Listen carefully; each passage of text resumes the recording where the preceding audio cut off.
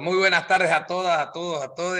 Feliz día del judicial, de las judiciales, a todos los que vivimos en Argentina. ¿Alguien sabe por qué el día del judicial? Creo que es porque se firmó el convenio colectivo. Si alguien sabe, lo pone en el chat o lo googleamos. Me parece que iba por ahí. La verdad no lo tengo tan claro.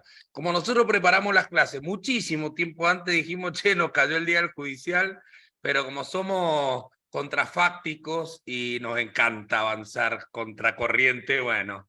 Sé que muchos deben haber estado en el festejo de anoche, por eso mucha cámara apagada, pero bueno, vamos a disfrutar una gran clase. Hoy tenemos dos grandes profes fantásticos. Recién tuvimos la clase de consulta, no una clase, un encuentro consulta sobre el trabajo final. Seguramente vamos a hacer otro, probablemente por propuesta del equipo lo hagamos después que termine la última. Estamos en la última, nos quedan dos, ¿eh? La que viene, el sábado que viene no, porque es feriado largo, un Este es miércoles, un feriado. sábado, un Y la miércoles, clase un final, sábado. ¿Hay y clase el final? 30, ¿Qué sí hay. preparaste? Yo estoy afuera de eso, así que prepárate algo porque, bueno, ok, clase No, final. y es el último partido de la ronda, ¿cómo se llama? Inicial de antes de pasar a los cuartos No, tenés de menos fútbol Argentina. que Sí, no, Islandia, yo veo claro. partidos. Sí, sí, es Eh, verdad. No importa, sí. Perdón, Después... perdón, aquí estoy. Llegó Ah, Alejo. ya está lejos. Genial. Escuche, estábamos haciendo, viste, como te hacen en televisión, te haces tire, que llega el profesor. Ok. Vamos, algunos avisos. Entonces, vamos a hacer una clase más después de la última. Les vamos a pedir, si quieren compartir para la clase final, ahora vamos a subir en la app de Human, le vamos a avisar un repositorio donde pueden colgar fotos de sus equipos de trabajo, de su lugar de trabajo, de sus provincias, de sus países, para hacer el video final, tipo promoción final, con todas y todos ustedes. Así que si quieren, váyanla preparando y le vamos a tirar la consigna para que lo puedan hacer. ¿Algún otro aviso más, Celi, que falte? A ver, espera, No, ya estamos mal. Bien, ¿estoy vamos muteada? entonces. No. No, no tenemos No, otro. no, no. Que dale, sí, está. No, no hay ninguno más, Contestalo. no hay ninguno más. Ya hablamos Ok, de la dale. foto, de la clase final que va a ser el 30. Bien. Propongo que la clase de consulta sea el 7 de diciembre, que cae miércoles, que es el otro miércoles al finalizar la diplo. Ok, si no Eh, estoy, larguen nomás. ¿A qué hora? a las 18 lo podemos hacer como 18, siempre. viernes 7 a las 18. De todas maneras, como le dijimos recién, tienen el campus, tienen la app de Human, tienen los contactos nuestros, el de Celina, el de Vivi, el de Colo, el de Giancarlo, nos consultan directo. Y lo que sí les va a estar llegando a cada grupo que se inscribió, el tutor o la tutora que le va a tocar.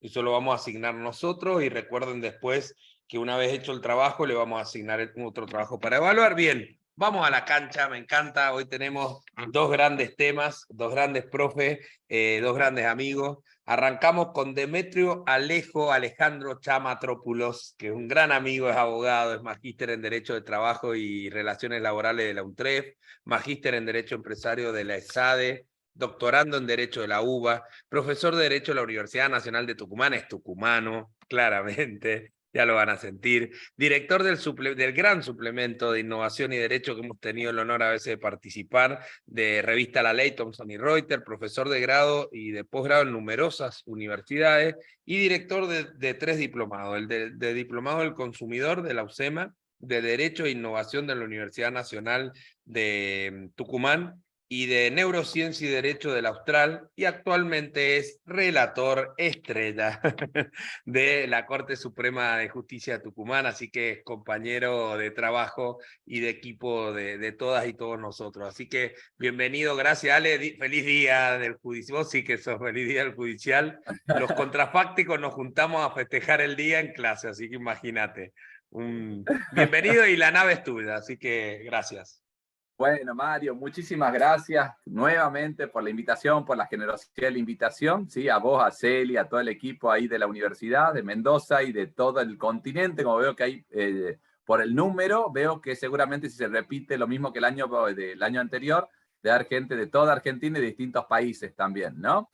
Así Sí, que, tenemos bueno, felicitaciones Perú, nuevamente por Paraguay. la... Bien.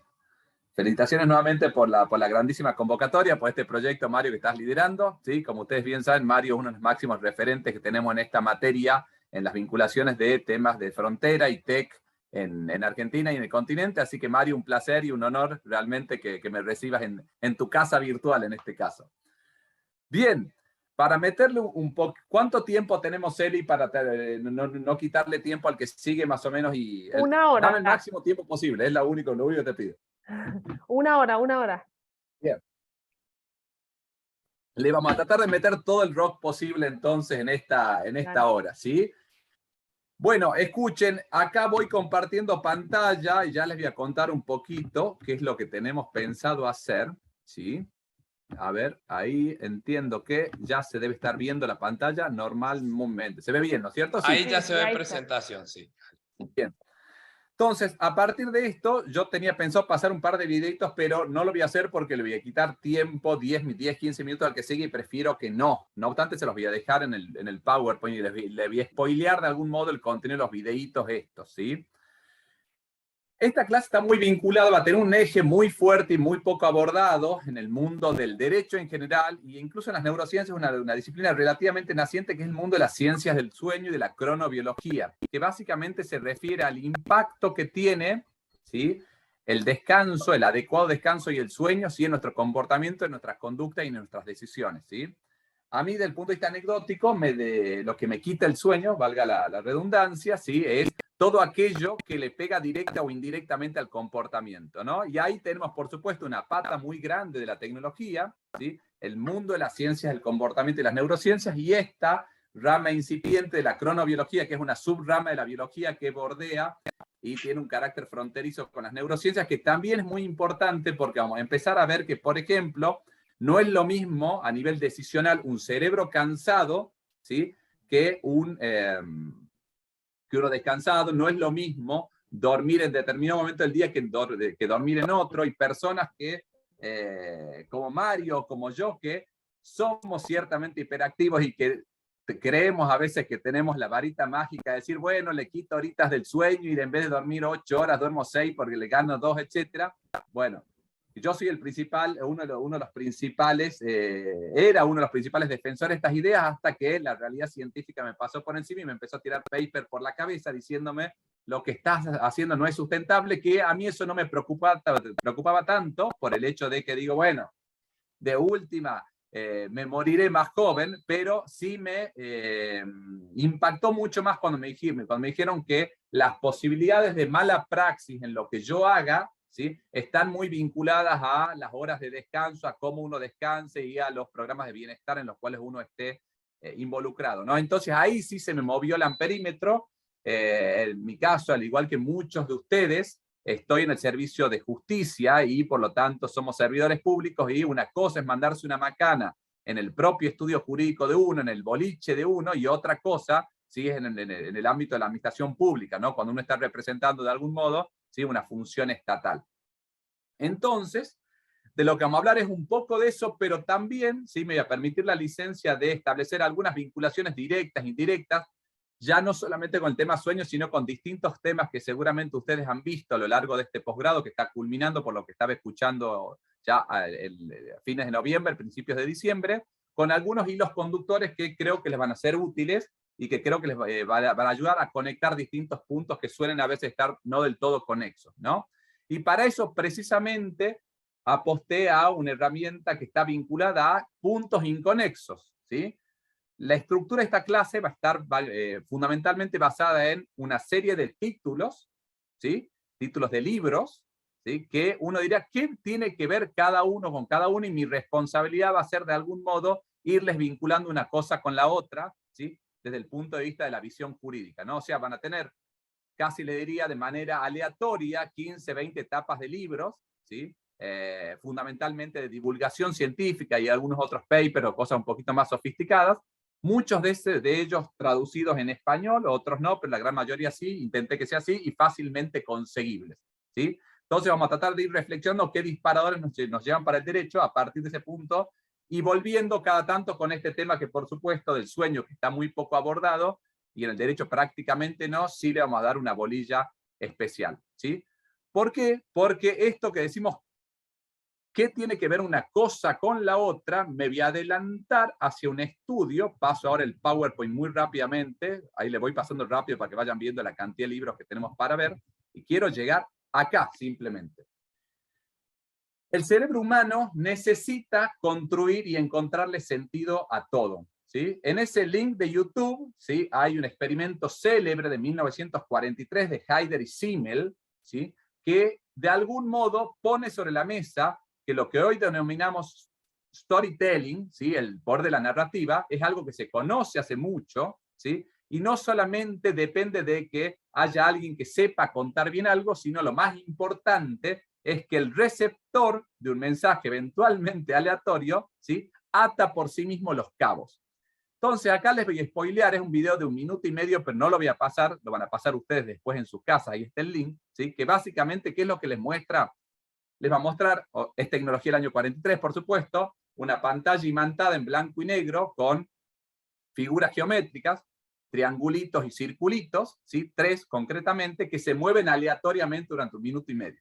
Bueno, lo interesante de eso, de este estudio que está citado ahí, ahora ya vuelvo para allá, es que la persona, cualquier persona, Mario Adaro, Selina Bauer, Robert o quien sea, ¿sí?, no puede dejar de construir una historia a partir de esos movimientos aleatorios. Ustedes van a ver que los circulitos y los triangulitos los mueve alguien con un imán por abajo de manera aleatoria, y sin embargo, ¿sí?, las personas empezamos a crear una historia, ¿sí?, con nuestro poder de narrativa como receptores, diciendo: los triangulitos están persiguiendo al circulito, pobre el circulito, es un vulnerable, los otros son arbitrarios, están ejerciendo mucho poder sobre sí, están siendo agresivos, etcétera, etcétera. Todo en 1 minuto y medio a partir de eso, ¿sí? Entonces, eso lo que nos muestra es que, además de lo que se denomina el poder de la narrativa, y que seguramente en alguna clase se les habrá hecho mención, al pasar por lo menos a lo importante que es saber narrar, saber contar una historia,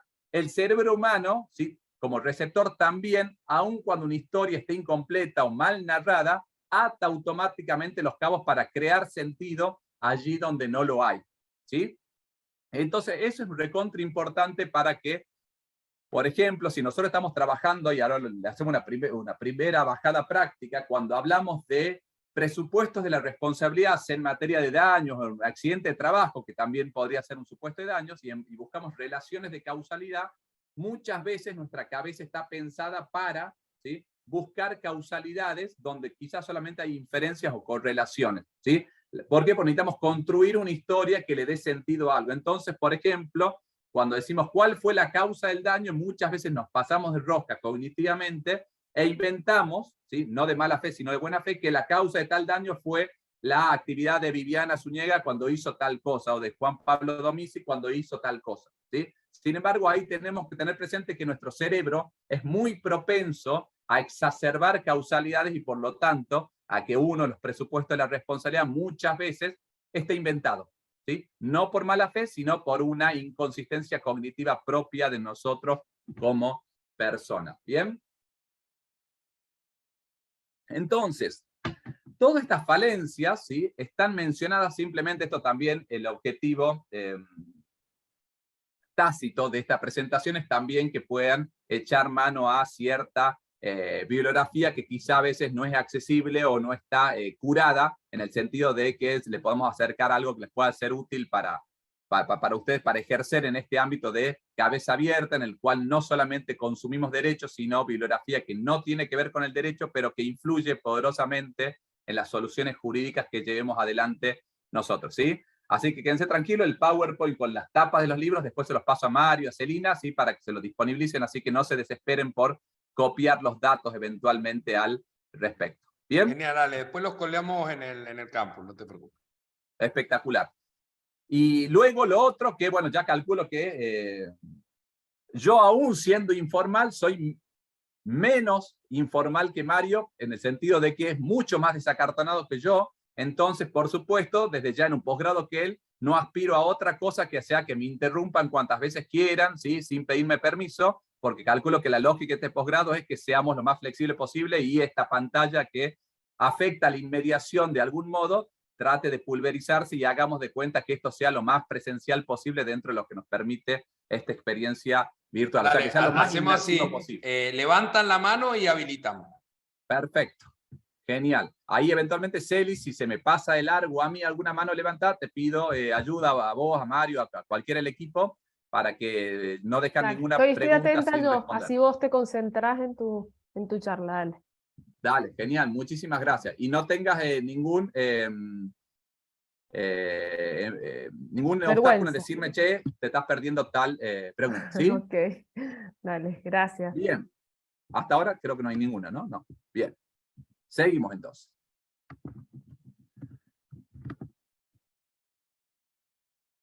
Acá hay 3 libros que los paso rápido porque se los habrán mencionado en algunas oportunidades de estas clases, pero simplemente es para que le pongan caras a la gente, ¿sí? Este es el famoso Kahneman, el de indumentaria medio clarita, ¿sí? Es Kahneman, ¿sí? El de al lado, ¿por qué lo pongo? Porque ustedes están acostumbrados a citar el libro de Kahneman, que es el que habla de los sesgos cognitivos, de los sistemas 1 y 2, pero no citamos a Amos Tversky, que lo anecdótico es muy importante porque fue el ladero con el cual escribió todos los papers por los cuales lo premiaron con el Nobel de Economía.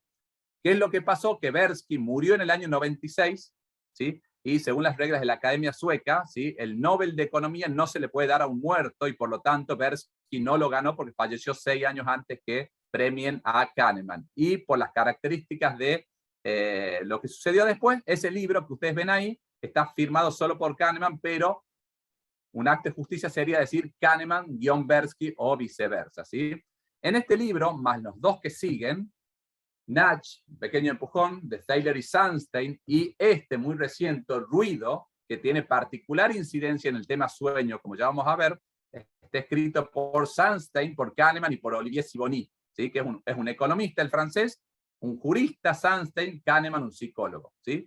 Este libro, Ruido, Noise, plantea un complemento de pensar rápido, pensar despacio, ¿sí? Hay temas en los cuales no voy a entrar, asumiendo que capaz que algunos ya los introduzco, pero si es que algunas de las cuestiones que estoy planteando, Celi, Mario o cualquiera de los acá presentes, que quieran que explique algún tema puntual de ciencias del comportamiento puro y duro, algún sesgo, lo que fuese, me avisan y detengo y hago un pequeño paréntesis, ¿sí? Dale. Bueno, estos 3 libros, ¿sí? Plantean de algún modo o nos enfrentan a nuestras inconsistencias conductuales, ¿sí? De una manera muy, muy fuerte, y sobre todo este último, Ruido, que fue el que más desapercibido pasó, es un libro que se publicó en abril del año pasado y fue traducido al español a los 4 o 5 meses, de una manera muy rápida, ¿sí? Nos plantea todo aquello, o sea, saliendo de la noción de sesgo que ustedes ya eventualmente conocen, nos plantea todo aquello que genere inconsistencias conductuales o comportamientos inadecuados a nivel de inconsistencia, tanto en las organizaciones públicas o privadas como en nuestra propia vida personal. Y lo interesante es que las causas de ruido, o sea, las causas que producen ese ruido, ¿sí? Son prácticamente infinitas y al día de hoy hay muy pocas que se están visibilizando. O sea, yo tengo un comportamiento inconsistente de un alguien cualquiera, ¿sí?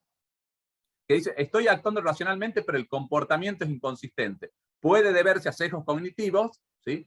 Pero puede deberse a la noción de ruido, que es mucho más moderna, que es un complemento y estadísticamente explica más o menos la mitad de esos eventualmente errores que podemos cometer. Dentro de las causas de ruido hoy identificadas está el sueño y la falta de descanso, pero hay un montón de otras que están identificadas, ¿sí? Y que son de lo más disparatadas y hasta para algunos van a generar incredulidad. Ya les voy a mencionar algunas, ¿sí? Y hay otras que todavía no conocemos y esas son las más sabrosas. Un montón de causas de inconsistencia que todavía no sabemos que existen, ¿sí? Pero que nos producen errores importantes. Por ejemplo, este libro arranca con un pedido de presupuesto a un grupo de programadores que les dicen, supongamos que Karina Spin, Mario y Adriana Pagano y yo somos socios de un equipo de programadores.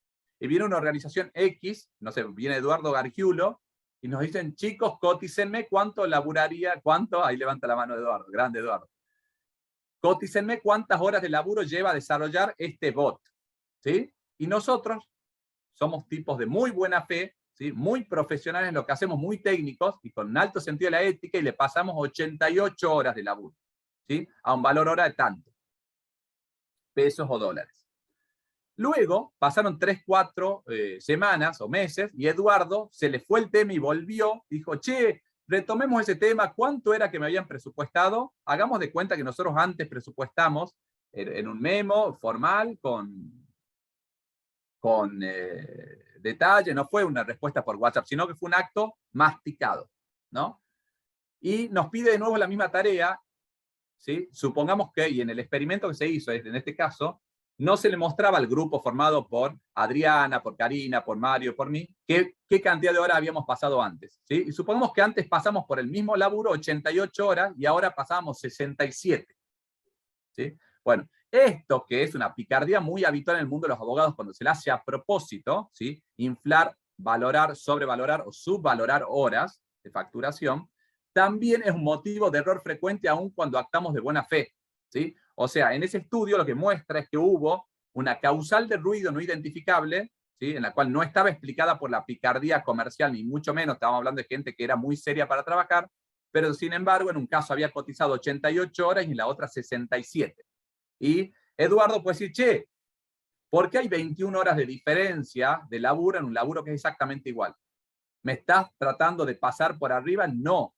Esto se explica en el ruido organizacional, ¿sí? Hay distintas causas que llevan a que nuestras decisiones o nuestros comportamientos sean inconsistentes. A veces, las menos, tenemos detectadas las causales, ¿sí? Ya les voy a explicar, por ejemplo, cuáles hay, ¿sí? Y la mayoría de las veces aún no, y la ciencia todos los días está aportando una nueva causal de ruido para tratar de explicar o darle explicación a este fenómeno de te cotizo primero 88 horas y después por el mismo laburo 67. ¿Sí? Cualquier cosa que no se entienda me preguntan, o si algo lo explico mal, me piden que lo repita. ¿Sí? Está clarísimo, Bien. Alejandro. Ahí aparece algo que es interesantísimo. ¿Qué causales de ruido hay? Sueño, por supuesto, que lo vamos a ver enseguida, sueño y falta de descanso, ¿sí? Pero hay otras que son cómicas y hasta folclóricas. Por ejemplo, hay estudios que se hicieron en Estados Unidos, experimentos sobre jueces y juezas, tratando a través de herramientas de data analytics, de análisis de datos masivos, veamos todas las sentencias del juez o de la jueza tal, de los días lunes, ¿sí? Durante los últimos 10 años. Y después veamos, ¿sí? De qué equipo es el juez o la jueza tal, ¿sí? En ese caso era un equipo de béisbol. Y veamos si hay o se puede establecer alguna correlación, ¿sí? Que en términos jurídicos sería indicio, inferencia, sospecha, ¿sí? De si el impacto o si el resultado de su equipo influye en el contenido de las sentencias del día siguiente. ¿Y saben con qué se encontraron? Con que había una poderosa correlación entre cómo le iba a mi equipo el domingo y cómo yo resolvía el lunes. Repito, no me estoy refiriendo a personas que son esas que todos conocemos lamentablemente, de que sean especialmente arbitrarias o de mala fe. O sea, no me refiero en el caso anterior a los programadores que son pícaros y sobreestiman precios, o al juez o la jueza que adrede, uno dice, no lo puedo ver porque perdió su equipo hoy y es hiperfanático. Me refiero a personas que tienen apariencia de seriedad, de prudencia, etc. Bueno, el estudio lo que determinó es que había una fuerte correlación entre el resultado de mi equipo, ¿sí? Y cómo yo resolvía al día siguiente, ¿sí? En mi caso, por ejemplo, en el fútbol yo soy de River, ¿sí? Y si lo tendrían que hacer el estudio en mí, dirían, a ver, ¿cómo le fue a River el domingo? ¿Sí? Y eventualmente, ¿cómo trabaja Alejandro el lunes? Y mostraban que, por ejemplo, si River ganaba, Alejandro era particularmente abierto a decir, declarar procedente la demanda de la parte actora, ¿sí? O a cuantificar el daño llevándolo para arriba de manera más generosa. Y cuando empataba o perdía, pasaba otra cosa. Por supuesto que Alejandro, para aplacar su disonancia cognitiva, o sea, porque todas las personas a su vez que tenemos sesgo y todas estas cuestiones, también tenemos herramientas para callar esas inconsistencias, y eso se llama disonancia cognitiva.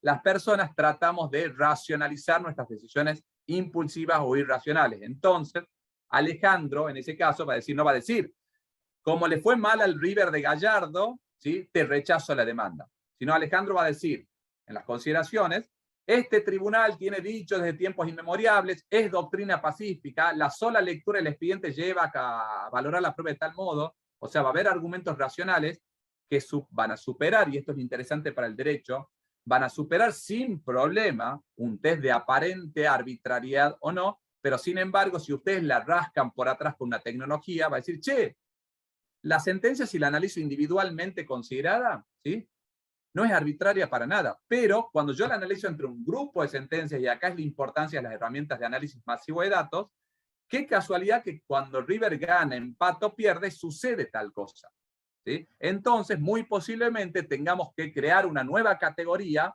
en el ámbito del derecho constitucional referida a la aparente arbitrariedad que ya está creada, pero para cuando la aparente arbitrariedad yo la hice consciente, pero no para cuando yo la hice de manera inconsciente, ¿sí? No cuando yo creo que estoy razonando bien y lo pongo, sin embargo, alguien con un análisis de datos masivo me muestra toda la película y me dice, che, estás haciendo esto cuando sucede tal cosa, ¿sí? Me Entonces, encanta, bajo ese Ale. Y esquema, eso ¿sí? que te imaginás inconsciente, ¿cómo te imaginás jurídicamente un recurso de eso?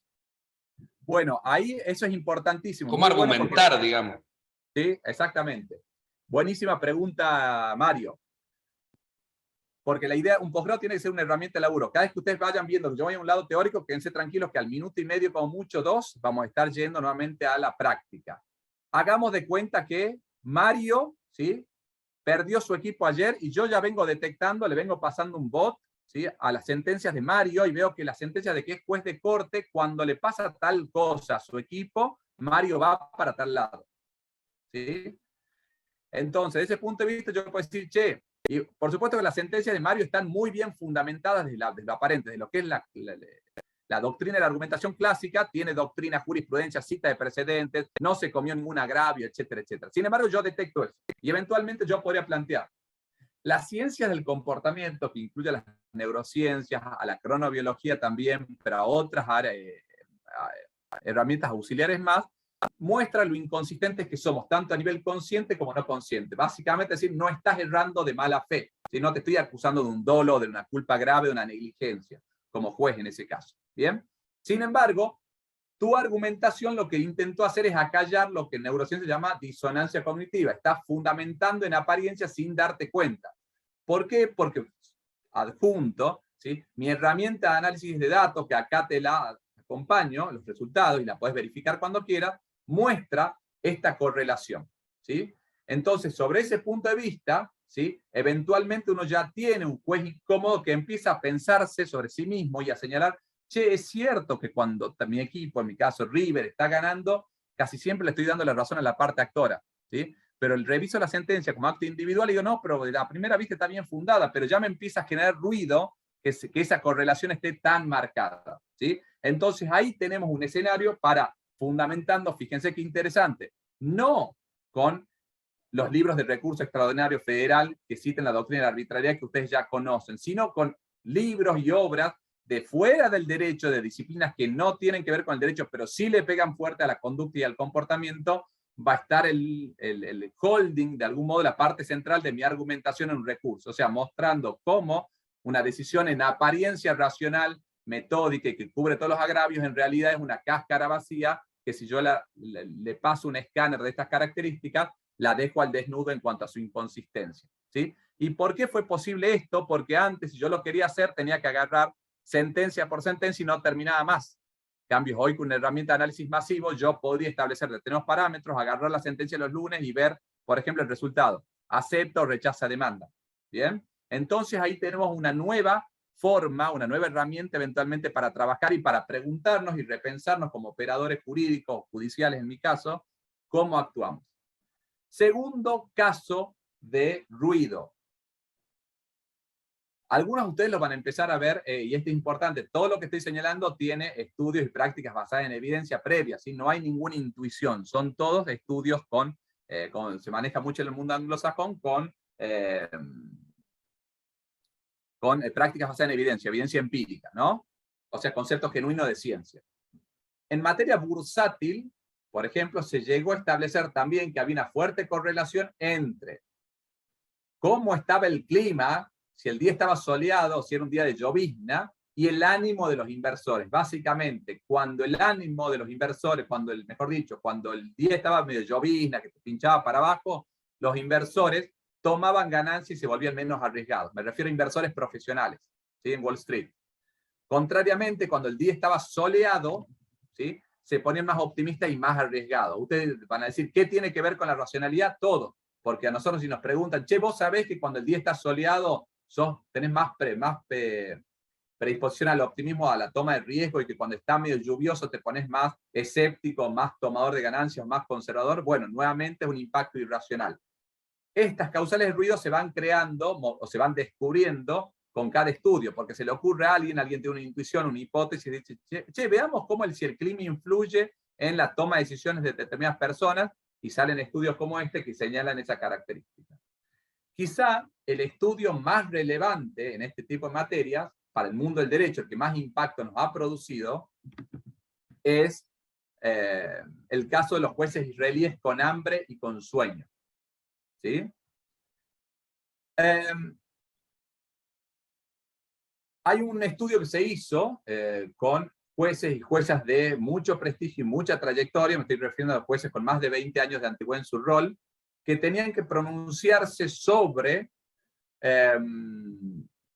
la libertad o no de una persona en un trámite más o menos estandarizado. ¿Sí? Sin decirles que eran casos de copiar-pegar, sí tenían un componente habitual muy marcado. Y entonces, de algún modo, lo que marcaron, pero me voy leyendo, voy distrayéndome con el chat con algunas cosas que van poniendo, me va dando risas, que están buenas. Profesores con hambre, por ejemplo. Bueno, también ahí tiene otra causal de ruido en los orales, cuando quedan para el final de la fila.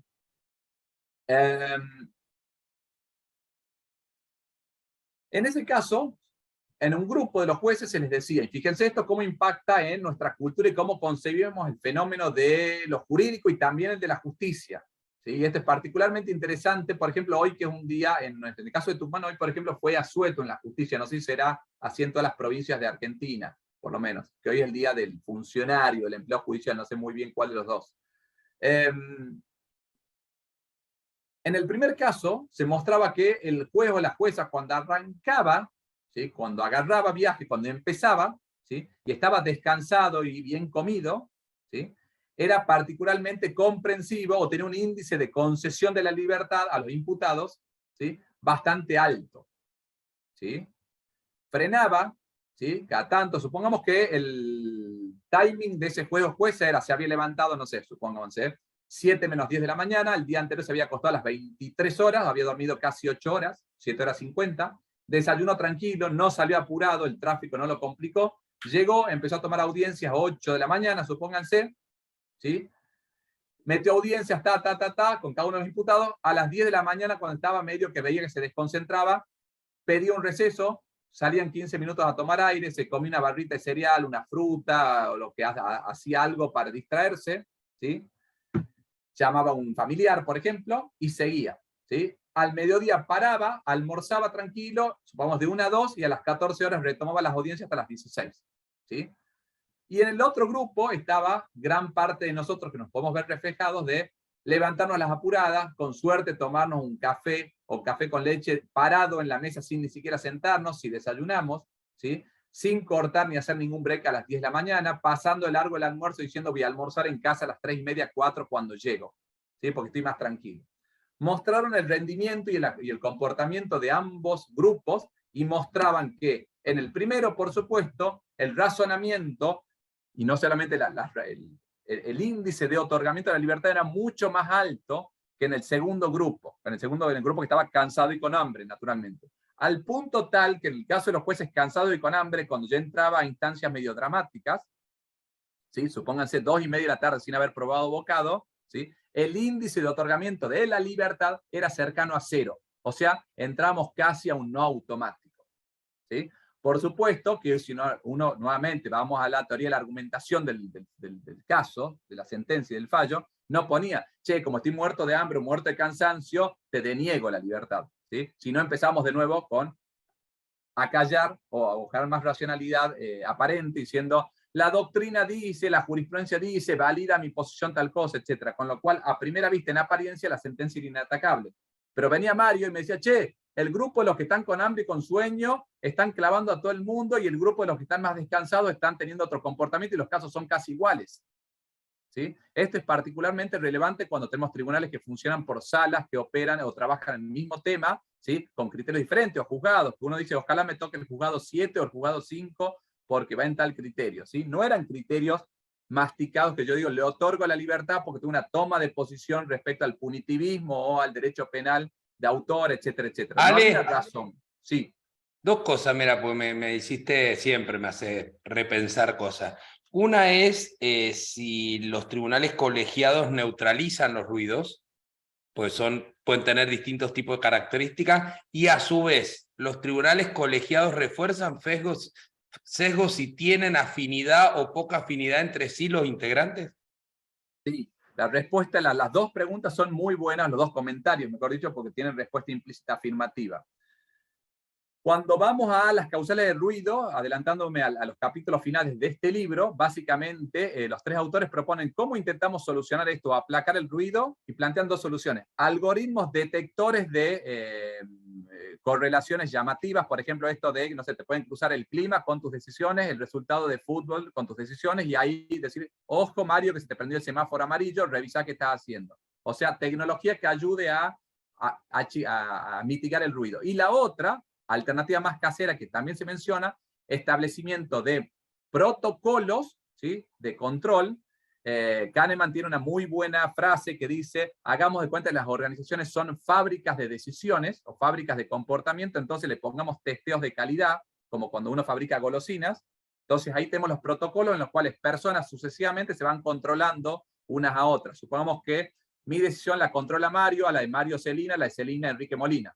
Entonces, tanto el control vertical, me refiero a instancias, achica la noción de ruido, ¿sí?, pero también lo que propone Mario, y que no está mencionado en los libros de Kahneman, pero también la respuesta es positiva, es cuando salgo de mi criterio y hay un tribunal colegiado, cuando hay más de una persona, ¿sí?, esto tiende a minorarse al punto tal que desde lo que es la econometría, ¿sí?, las reglas básicas de la estadística, cuando yo amplío un grupo hay una propensión a la media, ¿sí? O sea, nosotros tenemos que, si yo hago una encuesta sobre poca gente, sobre 10, 15 personas, los resultados van a salir más extremos.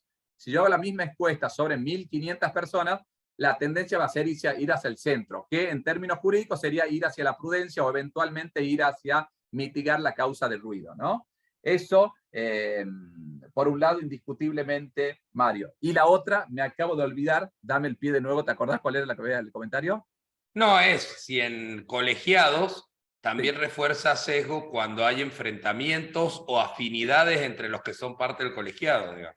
Sí, la respuesta también era positiva, gracias por el recordatorio. Hay un estudio muy importante de Alexander Todorov, año 2003-2004, que lo que plantea, fíjese que es aún más dramático que lo que plantea Mario. No es solamente el feeling que te dan con mi compañero al lado, sino la primera vista, el amor o el odio a primera vista, el química, no química, y muestra cómo las personas tomamos decisiones y nos comportamos o eventualmente le damos un voto de confianza o de desconfianza a alguien en un abrir y cerrar de ojos. En el estudio ahí que hace Todorov, muestra imágenes de candidatos y les dice, ¿te genera confianza o no confianza? ¿Sí? ¿Lo votarías o no lo votarías, básicamente? Y es un abrir y cerrar de ojos. Ponen la cara de Alejandro, la de Pablo Molina, la de Robert, la de Ernesto, la de Celina, la de Mario, etc. ¿Sí? Y después lo cruzaron con las votaciones reales de los mismos candidatos y era sorprendente la correspondencia entre el índice de votos de, no sé, Abaurre, Chamatrópulos, Adaro, ¿sí?, con las primeras vistas. O sea, había mucha correlación entre los votos que sacaba Celina en el amor u odio a primera vista y los votos reales cuando vos supuestamente tomás una decisión masticada, leyendo su plataforma política, el plan de acción, etc. Y otro que es peor, y es interesantísimo, se hizo un estudio con un aula universitaria en la cual mostraban un video de un profesor, supongamos, Adaro dando clase, ¿sí? 1 minuto y medio de Adaro dando clase, pero solo sus movimientos y sin audio, ¿sí?, muteado. Y le decían, después de 1 minuto y medio, evalúen al profesor Adaro como profesor, de 1 a 5 estrellas. Supongamos que le dan 4,9 estrellas, da el general, ¿sí? Y luego lo compararon contra las encuestas reales del curso de Adaro, en la cual ya lo habían tenido la oportunidad de conocerlo, escuchando su voz, viendo 6 meses de clase en 1 minuto y medio, cómo los trataban los exámenes, cómo si era predispuesto a las dudas, a las consultas, si era empático, si es que era abierto, no abierto, etcétera, y el resultado era casi el mismo. ¿Qué quiere decir? Que en 1 minuto y medio yo llegaba a la misma respuesta que lo que daba recién. A partir de ahí, imagínense si el amor o el odio a primera vista es tan importante en las relaciones, fíjense si no hay impacto en el hecho de si puede, entre comillas, el diablo meter la cola en una decisión colegiada cuando hay feeling o no feeling entre colegas, camaristas, ministros de una corte, etc., ¿no? Eso nuevamente implica también la importancia del trabajo en equipo y es la parte eventualmente, una parte complementaria a trabajar sobre eventualmente cómo, ¿sí?, este tipo de factores también influyen, entre comillas, son cosas metajurídicas o extrajurídicas, pero que hacen a la decisión de un órgano colegiado, ¿no? Uno diría, ¿pero qué? Vos me estás diciendo que porque Celina y vos no se lleven del todo bien, posiblemente le claves una disidencia sin darte cuenta. No, no es la disidencia a propósito. Esto es lo interesante. No es para el caso de jueces que están manifiestamente en guerra y que dicen, yo siempre le voy a hacer una disidencia a Celina. Es para jueces o juezas que no se dan cuenta que no se llevan eventualmente del todo bien o que no tienen la misma química que con tal otro, ¿sí? Y sin darse cuenta van al voto propio, por ejemplo, o a un disenso, ¿sí?, bajo argumentaciones que no terminan de ser del todo consistentes, ¿no? Sin embargo, podría venir Mario y decirme, che, chicos, ¿ustedes se llevan bien? Sí, nos llevamos bárbaros, supongamos que contestemos los dos a coro, Celina y yo. Y Mario dice, che, ¿y por qué esta herramienta de análisis de datos muestra que van con voto propio en asuntos que involucran tal y tal situaciones? O cuando ustedes dos conforman salas, ¿sí?, empiezan a tener puntos de, no digo de roce, pero les cuesta generar consenso. O podríamos ser más sutiles aún y Mario nos podría decir, llegan a consensos, pero en tiempos muy largos, ¿sí? La sentencia en vez de en 60 días sale en 89. ¿Por qué demoran 29 días más en generar consenso para un asunto determinado si no es porque se llevan bien o mal? Entonces la respuesta, Mario, nuevamente a tu pregunta o comentario es sí hay mucho que indagar sobre eso, que es, entre comillas, no jurídico, pero fíjense qué impacto práctico tiene en nuestra profesión del día a día, ¿no?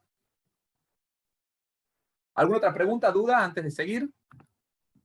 Alejandro, Sí, Celi. preguntaban respecto a esta arbitrariedad. ¿Me escuchás, Ale? Sí. Respecto a esta arbitrariedad en una sentencia cuando influyen este tipo de ruidos en la decisión. Es imposible demostrar, digamos, está estudiado, pero las partes, aunque lo perciban y lo sepan, nadie puede plantearlo como una arbitrariedad. No, ahí es donde está el apoyo de la tecnología, ¿sí? O sea, vos, todo lo que hoy el mundo del derecho haría muy bien en empezar a seguir, o está haciendo un poquito más que antes no lo hacía. El derecho tiene un gran problema que generalmente no trabaja a nivel científico. Cuando hablamos de ciencias jurídicas, en realidad es una mentira. No hacemos ciencias jurídicas. Es un oficio, una práctica bien armada, pero no trabaja históricamente sobre base de evidencia empírica.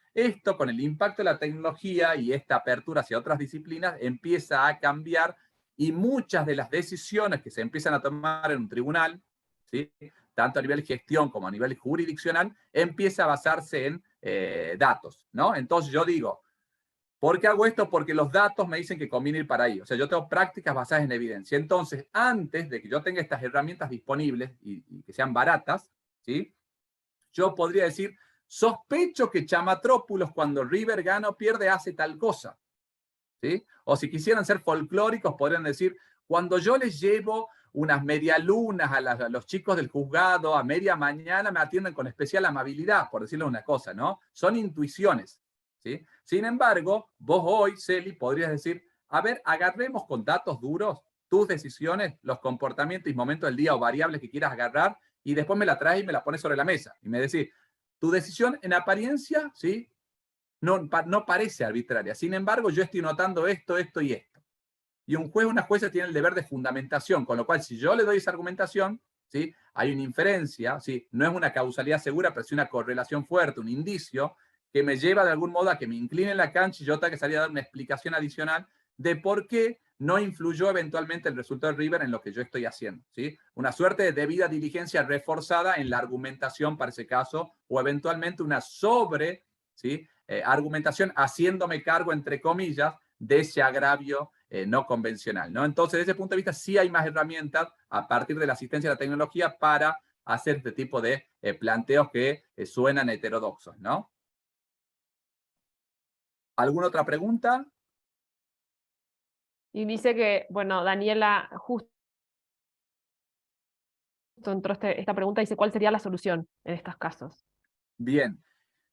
Estos tres autores lo que plantean, es un poco lo que le respondía a Mario, es, por un lado, ¿sí?, algoritmos detectores de inconsistencias conductuales. ¿Sí? Diciendo, che, ojo, que pasó tal cosa. ¿Sí? Cuando, o sea, a ver, hagamos algo muy simple. Supongo que podemos desarrollar ahora una herramienta, un software muy simple que cruce datos del clima con nuestras decisiones o nuestros comportamientos. Y te diga, che, Mario, Celina, hubo una seguidilla de días de sol y estás particularmente generoso con la cuantificación del daño. ¿Sí? Y te prende una alarma amarilla, entonces voy a decir, vos fíjate, capaz que está bien y fue justo una seguidilla de datos que ameritaba unas cuantificaciones grandes, pero quizás hay algo que vos no te estás dando cuenta en el caso a caso, que cuando hay una herramienta de un algoritmo encuentra un patrón en tu conducta, te puede llevar a ese escenario, ¿no? Los días de viento norte no se dicta sentencia. Bueno, eso me contaron en San Juan, si mal no recuerdo, la otra vez. Acá sería el viento sonda en Mendoza. Claro. Entonces, ahí tienen todo esto cuando yo les hablo de este tipo de variantes, ¿sí?, de ruido, gran parte de ellas están explicadas por la cronobiología. La cronobiología lo que hace es pensar en satisfacción de necesidades fisiológicas vitales, ¿sí?, capaz las más conocidas, hambre o sueño, ¿sí?, pero no solamente satisfacerlas, sino en qué momento del día, cuál es el timing perfecto. Y lo que te muestra o te aporta mucha evidencia es que no es solo dormir 8 horas, sino dormir 8 horas de noche. ¿Sí? No es, si duermo de 14 a 22, es lo mismo que tal cosa. ¿Sí? No es lo mismo, si yo digo, hago las 4 comidas del día, no es lo mismo hacer el almuerzo a las 4 de la tarde que a la 1 de la tarde. ¿Sí? Todo eso tiene impacto, no solamente a nivel salud, que entre comillas es lo de menos, ¿sí?, es lo de menos en términos de servicio de justicia. O sea, para nosotros es vital, pero si nosotros fuésemos muy responsables, tendríamos que decir, no me importa tanto que me haga bolsa cardíacamente y que tenga mayor propensión a un cáncer determinado, sino que lo que me está pareciendo grave es que yo, ¿sí?, estoy alterando mi comportamiento, ¿sí?, y el servicio de justicia puede verse afectado por esto que yo no me estoy dando cuenta. ¿Sí? Liliana, ¿cómo juega la sana crítica en estos casos? Porque es un concepto jurídico indeterminado que nos sirve para justificar las decisiones. La sana crítica, los principios y todo aquello que es indeterminado, ojo, que es un arma de doble filo. Son bárbaros, nos sirven, son grandes comodines que nos sirven para un montón de cosas enderezarlas, ¿sí? Las soluciones de equidad también. Sin embargo, ¿sí?, tengamos presente que es el lugar por donde se empiezan a colar, ¿sí?, este tipo de situaciones. Yo podría decir, de acuerdo a una valoración en los términos de la sana crítica o los principios, no sé, a mí me gusta consumidor, ¿no? El principio de la protección al consumidor o de la jerarquía constitucional al consumidor lleva a que la solución sea marcadamente preferible tal cosa, tal otra. Ahora bien, el principio de protección al consumidor es un comodín que yo puedo decir muchas cosas ahí adentro, y eso pasa con cualquier principio, con lo cual, sin ser, o sin ponerme en un rol positivista o neopositivista, ojo con los principios que nos sirven un montón en muchas situaciones, pero en muchos otros, ¿sí?, las reglas muchas veces van a ser preferibles a los principios, sobre todo para eventualmente dejar al descubierto arbitrariedades. ¿Sí? Bien, seguimos. Algunos datos, acá le voy tirando algunos titulares de diario, de cuestiones que también ayudan a adornar tanto esta clase como y darle sentido también en esto que el cerebro construye sentido a cosas que ustedes vayan viendo o hayan visto en clases anteriores. ¿Sí? 2 segundos que se me desenchufó la computadora, ya la prendo. Denme. Dale tranqui, dale.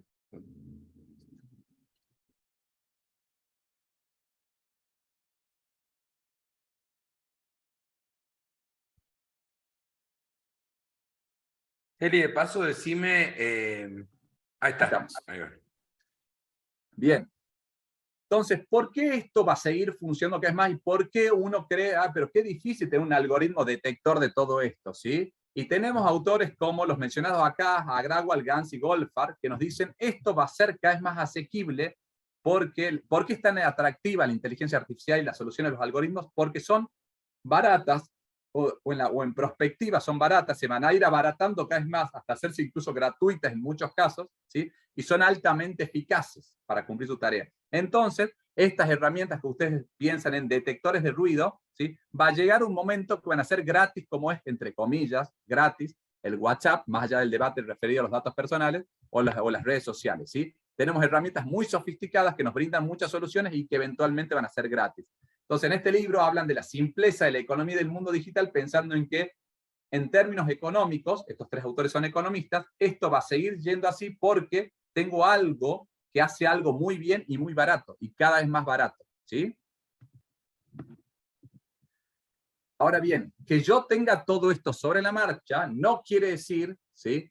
Brynjolfsson y McAfee señalan, estos son dos tecnólogos que escriben este libro, La Segunda Era de las Máquinas, que dicen, son hipertecnólogos, hiperprotecnología. Sin embargo, los tipos plantean, ojo, que no toda la tecnología o el saber que aporta la ciencia, en nuestro caso, ¿sí? Para la justicia o para el operador jurídico, quiere decir que yo voy a poner toda la carne en el asador, ¿sí? O sea, no es que la tecnología es el futuro como afirmación, ¿sí? Los autores terminan este libro siendo hipertecnólogos diciendo la tecnología es el futuro. Básicamente, si hacemos un paralelismo, nosotros podemos decir, hace más de 30 años que la industria automotriz puede producir sin problema autos que vayan a más de 400 kilómetros por hora. O sea, la tecnología está. Vamos a ver qué autos se fabrican en 2022. ¿Cuántos autos en la calle ven ustedes que van a 400 por hora?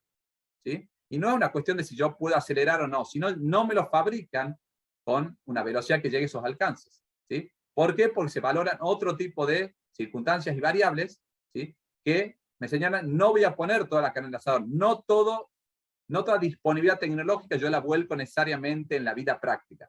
¿Qué quiere decir esto? Que eventualmente, por ejemplo, esto que señalábamos, por ejemplo, podríamos tomar la decisión de decir, ¿sabes qué? Si yo pongo sobre la mesa que los jueces, las jueces y los operadores jurídicos nos comportamos de esa manera y evidenciamos ese nivel de ruido, puede haber un descreimiento tal del sistema de justicia que termine siendo peor el remedio que la enfermedad. Entonces, ¿sabes qué? Hagamos de cuenta que no pasó nada. Y ese aporte de la ciencia lo dejemos de lado y generemos una ficción, ¿sí? Ya vamos a hablar enseguida del concepto de la ficción, ese que Harari menciona muy bien, cuando incluso hasta provocativamente dice, hasta los derechos humanos son de algún modo una creación ficcional, ¿sí? Y mencionar qué importancia tiene la ficción para el sujeto jurídico, ¿no? Acá hay una obra que esto es importante también para tenerla presente, Cédric Durand, que es un ensayista francés. Esto es para el fenómeno de la uberización. Voy saltando algunos temas que creo que van a ir dando datos útiles al respecto, más allá de irnos por ratitos de lo que es Crono y los temas que veníamos tratando, pero están muy vinculados. Hoy el fenómeno de la uberización se dice, ¿por qué es muy rentable? Porque fue innovador, ¿sí? Se creó un mercado, ¿sí? Netflix inventó algo, Uber inventó algo, y por lo tanto el premio es llévate todo. Sin embargo, este autor plantea algo que es muy interesante, que dice, es cierto que se crea un nuevo mercado, ¿sí? Generas una nueva idea, ¿sí? Pero, ¿sí? También hay un ambiente de desregulación prácticamente total. Y este autor, como son los franceses muy incisivos, dicen, ojo que la gran rentabilidad y el número también cierra mucho porque hay una etapa de desregulación total momentánea y hay que ver si los números cierran con estándares de regulación relativamente razonables. Y lo que plantea Durand un poco provocativamente es decir que en realidad, más que estar hablando de revolución 4.0, podemos estar hablando de una suerte de tecnofeudalismo en la cual se rige bajo la regla del feudalismo, ¿sí? Y el número cierra porque hay una suerte de siervos de la gleba digital, él habla de gleba digital al respecto, y que posiblemente con regulaciones, ¿sí? Haya muchos jugadores de mercado que no resistan. Y este autor, de algún modo, que pareciera que está provocándonos, a la luz de ciertos resultados financieros, no es del todo descabellado. Por ejemplo, ustedes han visto la noticia de Elon Musk comprando Twitter y que los números económicos, la salud financiera de Twitter es muy mala, ¿sí? Musk planeaba desvincular al 50% de la plantilla de Twitter. Uber todavía no dio ganancia en términos económicos. Sigue siendo una apuesta a futuro, no obstante que está hace más de 10 años, ¿sí? Entonces, de algún modo, más allá del valor marca, lo reputacional o la valoración bursátil, o evaluación bursátil que tenga una compañía, ¿sí? Es bueno también volver a la fuente y decir, a ver, todo muy lindo con el futuro que está generando tal compañía, pero ¿cuándo genera guita mes a mes? ¿Sí? O eventualmente, ¿qué pasaría si yo le establezco un esquema impositivo determinado? ¿Sí? Hoy gran parte de las plataformas, por ejemplo, hacen buen uso del concepto de planificación tributaria, ¿no? Ahora bien, ¿Qué pasa si las herramientas tributarias se ayornan a esto, como ya se están ayornando, y empiezan a decirte, ¿sabes qué? Netflix o cualquier plataforma, si vos prestás servicio de tal lugar, acá vas a ser grabado porque la fuente de ganancias es de tal país. ¿Sí? Entonces ahí Durán dice, ojo, que muchos de los grandes jugadores pueden tener un negocio no del todo rentable, y los que ya están dando pérdidas hoy puede ser el acta de función. El mito de las generaciones, ¿sí? Esta es otra cosa provocativa y que la tenemos que tener presente. Nosotros nos llenamos la boca, muchos, hablando de nativos digitales, de adultos mayores que se les complica la tecnología, etc. Esto en el servicio de justicia es muy habitual. Bueno, Bobby Daffy lo que plantea, ha hecho un estudio de campo gigantesco durante 30 años, viendo cómo reaccionan distintas generaciones ante determinadas preguntas básicas, y muestra que no hay tanta diferencia como creemos entre un baby boomer, un centennial, un millennial, o generación X o Y. O sea, hay diferencias, pero mucho menos acentuadas de lo que creemos. Nuevamente rompe una intuición nuestra, que es, estos chicos centennial son totalmente distintos a nosotros hace 40 años. Nada más que cuando nosotros eso lo pasamos por prácticas basadas en evidencia, aparecen aportes como el de este británico que nos dicen, ojo, que somos más parecidos de lo que creemos. Así que es otro dato a tener particularmente presente cuando implementamos, por ejemplo, soluciones tecnológicas en el ámbito de la justicia y decimos tal público lo doy por perdido o tal público lo doy por ganado, ¿no?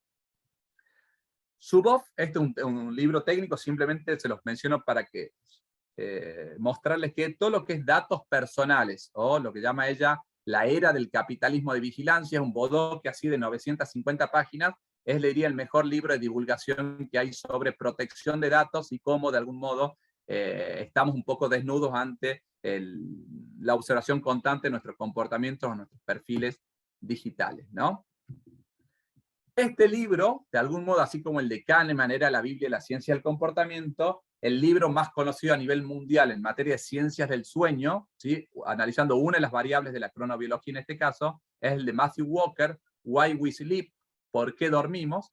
Todo esto, como les digo, entre paréntesis, van a cualquier librería general y los consiguen, o a alguna plataforma en Argentina. Este autor muestra ejemplos que, además tenemos el del caso de los jueces con hambre, muestra que, por ejemplo, una persona 16 horas despierta, ¿sí? Que nos pasa mucho, a mí me pasa todos los días.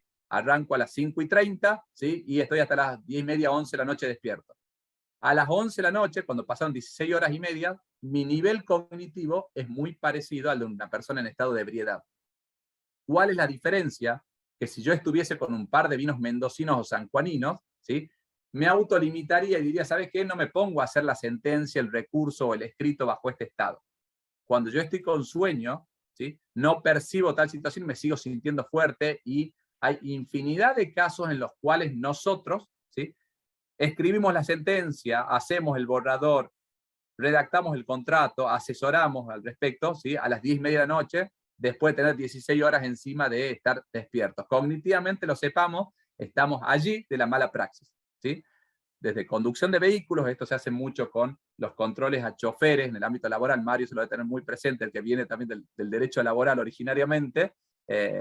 ¿Recuerdan cuando iban a la costa atlántica, por ejemplo, le decían a los choferes, a ver, ¿cuánto descanso hay entre viaje y viaje? Para ver que un chofer que puede ser recontra hábil para manejar, si está cansado se puede mandar una macana de amateur. Nosotros nos pasa lo mismo.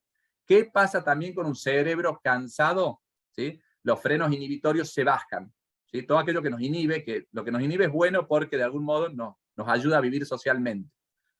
Cuando estamos cansados, esos frenos van bajando, ¿sí? Y el cerebro se pone más impulsivo, más irascible, ¿sí? Se manda más macanas, ¿sí? Es más negligente y más violento, ¿sí? Entonces, por ejemplo, no sé cuántos o cuántas hacen derecho de familias de acá. Nosotros tenemos un mapa cada vez más interesante de lo que es violencia de género y violencia en las familias en Argentina, ¿no? Y cada vez mejor trabajado ese tema año a año, ¿sí? Pero todavía no hay una sola línea de investigación que diga en qué momentos del día y cómo puede influir el sueño en las causales de violencia, ¿sí? Nuestra intuición nos dice que un tipo caga a palos a su esposa generalmente más de noche que a la mañana, ¿sí? Entonces, por ejemplo, hay una variable vinculada a cuán cansada está esa persona que podría llegar a generar que, ojo, prendamos una alerta que a la noche, producto de cómo vivimos, puede haber muchos más casos de violencia que debía y que no se deban a causales clásicas como el alcohol, las drogas, etcétera, sino simplemente a tuve un día agotador y nada más que eso. Nada más que cuando tenemos un día agotador no sentimos que estamos fuera de nosotros mismos. Sin embargo, yo los pongo en su experiencia personal a ustedes mismos y les digo, ¿cuándo piden más delivery? ¿Al mediodía o a la noche cuando están cansados? A la noche, ¿sí? ¿Cuándo están con menos paciencia con sus hijos o hijas cuando se ponen medio hinchas a veces? ¿A la mañana o a la noche? Muy posiblemente a la noche cuando ya están cansados, ¿sí? Nos ponemos más irascibles, más impulsivos, más agresivos, y hay una línea que nosotros como gente del derecho tenemos que cuidar especialmente. Paso títulos nomás, evaluación automatizada de datos. Una de las mejores autoras que trabajó el tema de detección de sesgos, por ejemplo, de género o raciales, es Cathy O'Neil con Armas de Destrucción Matemática, en este libro que les menciono. Los Océanos Azules, este es un libro que es interesantísimo en materia de management y de mercados, para aquellos que les gusta mucho lo patrimonial. Son dos profesores de la Escuela de Negocios de Harvard, que lo que dicen es que cuando una empresa crea algo muy innovador, se abre un océano azul, un nuevo mercado, no hay competidor a la vista. Entonces, se genera una posición dominante muy marcada como la que tienen las grandes .com hoy en día, ¿sí? Y que son tan difíciles de trabajar en un conflicto jurídico. Si yo tengo un despelote contra Google o contra Meta, digo, preferiría tenerlo contra Kiosco Don Manolo o contra Coca-Cola, ¿sí? ¿Cuál es lo importante de esto? Que estas posiciones también son muy dinámicas. Y les planteo un dato que es interesante. En 2017, Reed Hastings, el CEO de Netflix, le preguntaron, ¿cuál es tu mayor competidor hoy? Pensando en qué otro servicio de streaming. Y el tipo, con cierta soberbia, pero también con practicismo, dijo, mi mayor competidor es el sueño de las personas. Yo tengo que buscar la manera de lograr que Chamatrópolis o Adoro estén más tiempo despiertos, porque eso nos asegura que consuma más y maratone más series y películas, ¿sí? El tipo no dijo Amazon Prime, Star Plus, Disney, etcétera, etcétera. Netflix llegó a tener un botón en nuestros televisores al día de hoy que dice Netflix no pagándolo. O sea, nosotros no tomamos conciencia de ese hecho cultural que los televisores vienen con un botón que dice Netflix. Año 2022. ¿Cuántos competidores, cuántas plataformas de streaming tiene usted en la casa? 2, 3, 4 o 5. ¿Sí? Netflix tiene un montón de competidores. ¿Cuánto pasó en el medio? Solamente 5 años. ¿Cuánto duró la posición dominante de Coca-Cola en un mercado? En términos tradicionales, más de 70, 80 años y aún sigue. ¿Cuánto va a durar la posición dominante de Netflix? ¿Sí?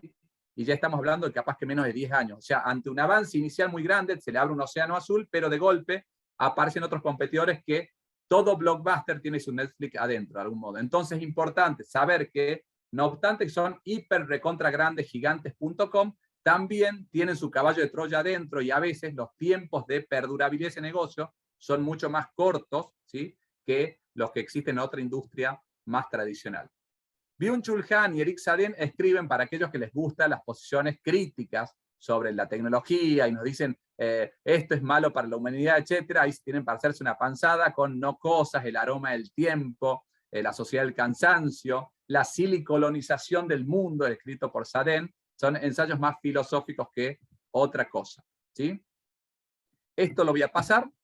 Quiero llegar a temas que mencionárselos solamente. Esto lo habrán visto, la ética de la inteligencia artificial, el instrumento de UNESCO, en el cual participamos en su momento haciendo algún trabajo en un organismo nacional con LLAM, colega y comprovinciana de varios de ustedes, ¿sí? Lo gracioso que en ese grupo, me acuerdo, nos reíamos con él, que era, creo que éramos los únicos, en ese primer momento, y creo que Mario después participó en la etapa que fue latinoamericana, Mario, estaba Juan Corbalán también. Era un grupo que al principio, Mario, me acuerdo, nos convocaron a una reunión de un organismo, no recuerdo si Ministerio de Ciencia y Tecnología, qué sé yo, y era criticar una normativa. Entonces creíamos que iba a estar lleno de abogados y éramos, lo que menos había era abogados, había ingenieros, filósofos, tecnólogos, neurocientíficos y abogados no tanto, ¿no? Entonces lo que nos muestra proceso, de algún modo es que, ¿sí? Muestra, eso fue en 2020, en plena pandemia, creo que fue, si mal no recuerdo, ¿no? Septiembre, sí, sí, por ahí.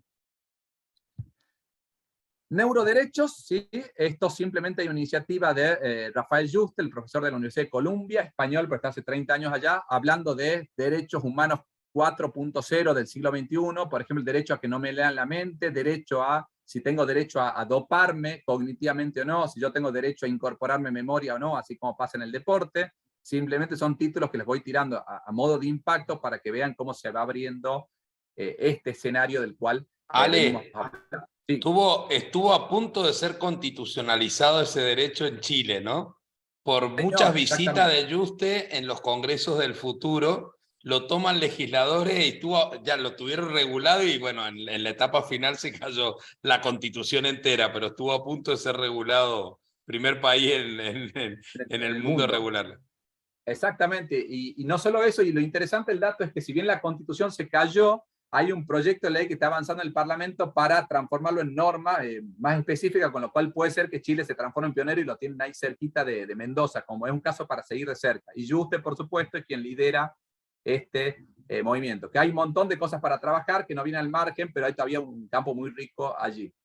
Hay autores que también trabajan más allá de estas irracionalidades e inconsistencias que nosotros detectamos, como Steven Pinker, que nos dice, ojo que también hay mucho para hacer sobre la racionalidad, no obstante que las neurociencias ponen el foco en la irracionalidad, todavía hay un campo muy fuerte para incrementar nuestros niveles de racionalidad. Libros como En Defensa de la Ilustración o Racionalidad, están muy presentes ahí, ¿no? Y acá aparecen dos cosas que son interesantes para ir ya cerrando y eventualmente abriendo alguna duda o pregunta adicional. Lorenz Suter les dice, che, con todos estos escenarios que me contás, pareciera que quizás hay herramientas alternativas para regular conductas que vienen de disciplinas que no tienen nada que ver con el derecho, ¿sí? Y que quizás nos muestran el fin de la ley como concepto, ¿no? Como diciendo, che, capaz que pensamos en el compliance, pensamos en la autorregulación, pensamos en la tecnología como reguladora u ordenadora de conductas. Entonces, quizá el concepto propio de ley, ¿sí? Hay que empezarlo a repensar, ¿no? Y acá vienen las ficciones, ¿sí? Esta es la última filmina que voy a pasar, después las otras las voy a dejar para que las miren solo. Alain Supió, sí que se dedica mucho al derecho laboral, ahí con Mario tiro mucho el derecho laboral porque es el origen de ambos. Venimos del derecho laboral, después yo traicioné al derecho laboral, Mario un poco también. Pero Alain Supió escribió muchos libros sobre lo que se denomina derecho social. Y Supió dice, ¿saben qué? Posiblemente, en base a todo esto, ¿sí? El derecho, ¿sí? No, o la ley sea muy inconsistente, muy limitada para cumplir su función. Pero saben que las ficciones son muy importantes, un poco en línea con lo que dice Harari. Dice, las personas necesitamos creer en el derecho, necesitamos tener la percepción de que hay una herramienta ordenadora que aunque no funcione para nada, ¿sí? Nos ordena y nos da paz social, ¿no? O sea, desde ese punto de vista no se basa tanto en el concepto de justicia, sino en el concepto de paz social, de herramienta ordenadora. Ese libro es bastante viejo, es de los 90, pero tiene muchas reediciones. Homo Juridicus es un abordaje antropológico sobre la necesidad y la fe en el derecho, no tanto porque el derecho sea valioso, sino porque en esto de que el cerebro necesita construir sentido, dice, el derecho puede no servir para nada, pero necesitamos esencialmente de nuestra humanidad creer en algo como el derecho, una herramienta reguladora de conductas, ¿sí? Voy directamente, ya le estoy quitando mucho, me quedan 3 minutos, creo. Cierro con esto, no abandonemos lo clásico. Nosotros tenemos cierta tentación en posgrado como este, o los ámbitos donde nos movemos con Mario, de abrazar todo lo nuevo, pero también hay zapatitos nuevos que siguen brillando muy bien y siguen siendo cómodos. Año 1949 hubo un debate en la UBA, vino Hans Kelsen, ¿sí? Como estrella, una rockstar, algo así como Coldplay hoy, ¿sí? Llenando estadios en toda Latinoamérica, fue a la UBA y se puso a hablar de su teoría, que tenía como objeto la norma, como saben ustedes, ¿sí? El derecho positivo. Y estaba Carlos Cosio, el creador de la teoría ecológica del derecho, ¿sí? Con una postura mucho más enfocada en la conducta y con su definición genial de derecho en menos de un tuit viejo. Derecho es conducta en interferencia intersubjetiva. Fíjense que entra en menos de 140 caracteres, el viejo tuit, ¿sí? Nadie definió nunca el derecho en menos de un tuit. Bueno, Cosio lo hizo, además era tucumano, por eso lo citamos, ¿no? Cosio estaba en la tribuna allí, levantó la manito y dijo, y se generó un muy fuerte contrapunto entre Kelsen y Cosio, la polémica Kelsen-Cosio que surge de ahí, y puso sobre la mesa, che, ojo que hay que darle más bola al comportamiento, a cómo nos comportamos y no tanto a la regulación legal. La regulación es necesaria, pero para nada suficiente, ¿sí? Por supuesto que Kelsen ganó el siglo XX, ¿no? Y la proliferación de instrumentos normativos, pero este siglo XXI muy posiblemente a la luz del impacto tecnológico y la práctica que nos va dando él, mostrar algoritmos que nos siguen a nosotros y nos muestran, mira, esto es lo que vos hiciste, ¿sí? Este es el reflejo, el registro de tu conducta. Nosotros tenemos un gran desafío de complementar esa visión con meterle mucho foco al comportamiento para intentar entender las relaciones jurídicas con más justas y más saludables que en el mundo anterior, ¿no? Sobre esa base, y si se quieren llevar más dudas a la casa, ¿sí? Todo esto lleva a un escenario que hoy en día se habla de los sistemas complejos. El paper original fue de Edward Lorenz, un tipo que viene del ámbito de la meteorología, que es el creador del efecto mariposa, ¿sí? Un aleteo en tal lado, en Nueva York, produce un tsunami en el sudeste asiático. Esto aplica de mil maravillas al ámbito de las ciencias sociales, no obstante que es algo que viene de la meteorología, porque las ciencias sociales, el derecho, es un sistema complejo. En algunas de las preguntas que me trasladaba Celina, decía, ¿cómo hago para saber si esto fue lo que incidió o no? Y porque hay tantas variables no visibles hoy en día que componen un sistema complejo en el cual todavía, ¿sí?, no sé dónde estoy parado, y nos llevan no solamente a un sistema complejo, sino a lo que en física se denomina teoría del caos, que apuntan a una suerte de aleatoriedad en un ámbito y que está muy bien trabajada por Nassim Taleb, el ensayista libanés que escribió de Black Swan y Antifrágil, que plantea una idea que básicamente dice, ¿saben qué? Lo imprevisto, tanto en calidad como en cantidad, está a la orden del día y es mucho más frecuente de lo que creemos, con lo cual nos acostumbremos a desarrollar una nueva habilidad, ¿sí?, una nueva skills que se llama antifragilidad. ¿Qué es la antifragilidad? Convivir con la incertidumbre, ¿sí? No hay forma de controlarlo todo, no hay forma de predecir el futuro, más chances hay de crear o diseñar ese futuro que de predecir lo que va a estar haciendo. Las herramientas de análisis de datos, la inteligencia artificial, lo que es Big Data, los impactos de la ciencia del comportamiento, la cronobiología, nos ayuda más a entendernos y a saber o intentar saber qué va a ser nuestro próximo paso, pero sin embargo, esa antifragilidad es hoy la mayor habilidad que podemos desarrollar. Convivir con esa incertidumbre, porque a la vez que nosotros encontramos ese hueco, ¿sí?, aparecen 10 disparadores nuevos, productos fundamentalmente de esta evolución de la ciencia, que todo el tiempo nos está trayendo novedades que a nosotros como abogados, porque en el fondo somos solamente abogados y nada más que eso, ¿sí?, nos mueven la estantería cada vez más y nos obligan a convivir con esa incomodidad, ¿no? Así que acuérdense, esa palabrita antifragilidad implica eso, ¿no? Lo de Gladwell lo pasamos para otro momento, simplemente se lo señala que tan importante como todo esto es el timing. ¿Cuándo fue el momento? Si quisiéramos ser más provocadores aún con los sistemas complejos, Malcolm Gladwell en The Tipping Point les dicen, ¿saben qué? Además de toda esa dificultad, tenemos otra vinculada con el timing. ¿Cuándo fue el momento exacto en el cual la problemática de género, por ejemplo, pasó de ser recontra importante a formar parte de la agenda centralísima de los países? ¿Sí? ¿Cuál es el momento exacto? Yo hoy puedo decir, creo que fue más o menos hace tanto. No, pero en términos científicos, ¿cuándo fue el momento exacto? Cambio climático, ¿sí? ¿Cuándo fue el momento en el cual dejamos de ser más o menos preocupados o culposos con el tema climático a decir, ¿saben qué? Si no hay huella de carbono, o el tema de la huella de carbono influye en las contrataciones de tal poder. Bueno, Gladwell lo que dice, ojo con eso, porque eso nos genera grandes problemas para el mundo del derecho, ¿sí? Por ejemplo, cierro con esto. Hace 10 años, ¿sí?, el Banco Galicia ganó la publicidad del año por Marcos y Claudia. ¿Se acuerdan de Marcos y Claudia? ¿Sí?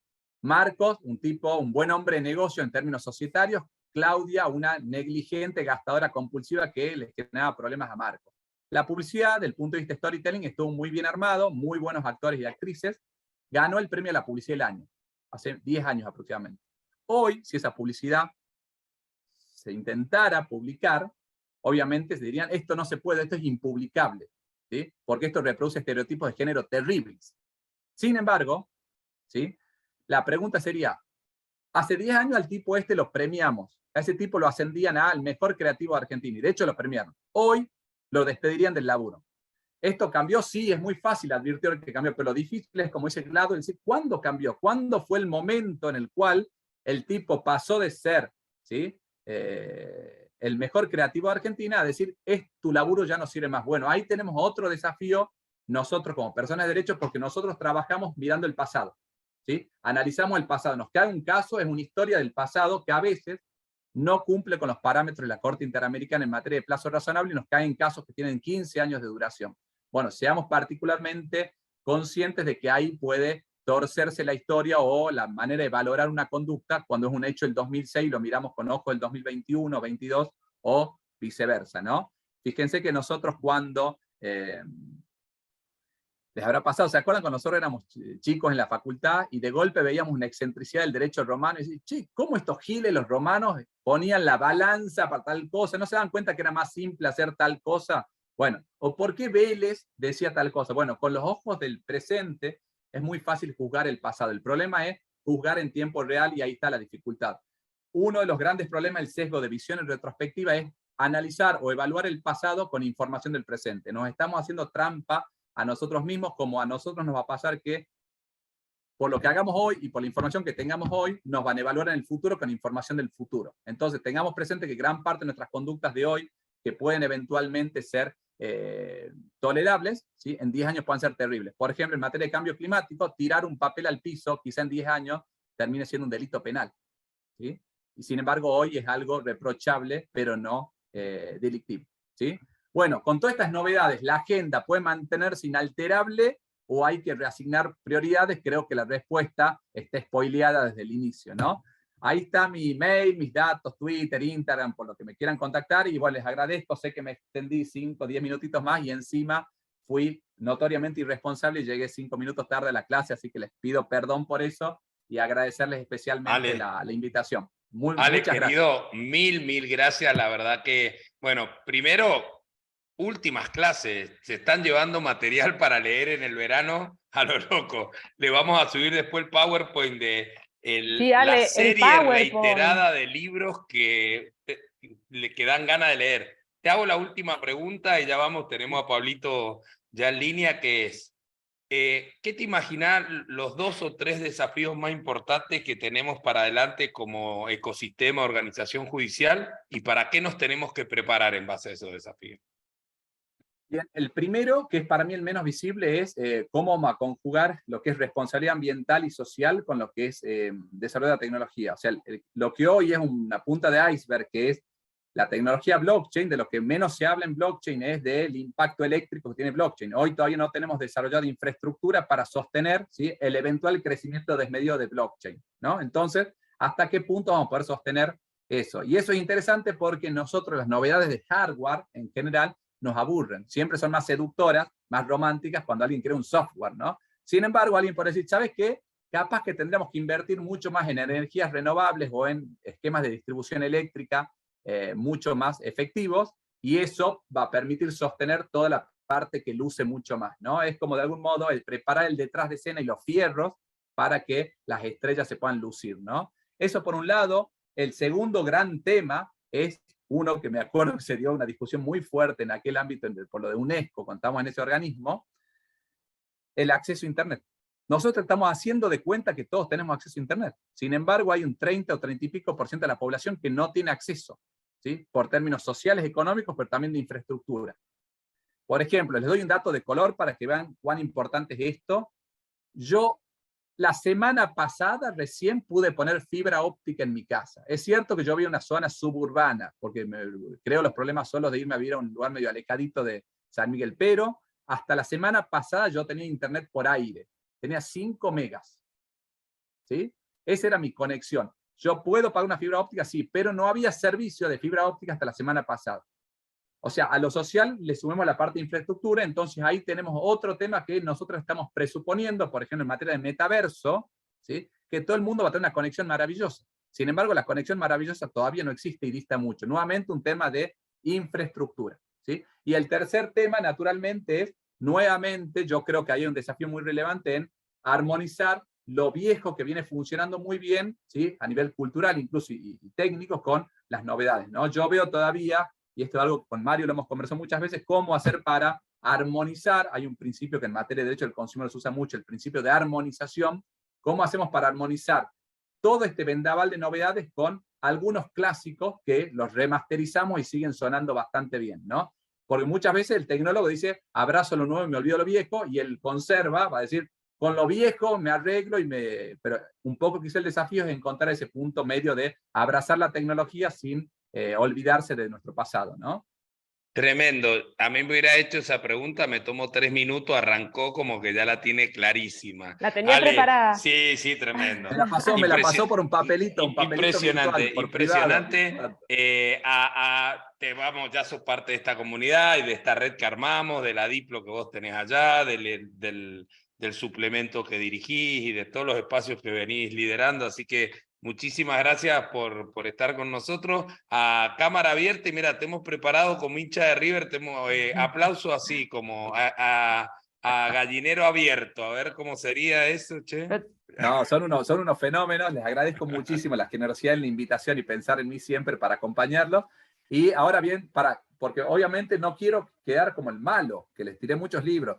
En realidad, estos los libros Mario me dijo, está terminando la diplomatura, hacelos estudiar en el receso porque soy bastante arbitrario, entonces había estado cansado y con hambre, Mario, entonces levanto bastante arbitrario, entonces digo, tirale 15, 20 libros por la cabeza como tarea para la casa. Así que la responsabilidad es de Mario y no fui yo el dañino que le generó culpa de tener que leer una tanda de libros grandes. Es parte de la modernidad, la angustia de lo que no terminás de leer nunca y que quisieras leer, ¿viste? Exactamente. Genial. Muchísimas gracias, chicos. En serio, Ale, Mario. gracias. Gracias, Nos Ale. veremos en el camino por ahí. Feliz día hoy, Interesantísimo. Gracias. Gracias.